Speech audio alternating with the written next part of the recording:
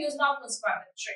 ગીર સોમનાથ જિલ્લાના 4 તાલુકાના 43 ગામોમાં યુદ્ધના ધોરણે ટેન્કર દ્વારા લોકોને પીવાનું પાણી પૂરું પાડવામાં આવી રહ્યું છે। એક તરફ ઉનાળાના કાળઝાળ તડકા પડી રહ્યા છે તો બીજી તરફ જમીનમાં પાણીના તળ પણ નીચા થઈ ગયા છે, જેના પગલે પીવાના પાણીની તંગી સર્જાઈ રહી છે। ત્યારે નાગરિકોને પીવાના પાણીની અગવડતા ન પડે તે માટે તંત્ર દ્વારા પણ આગોતરું આયોજન કરવામાં આવ્યું છે।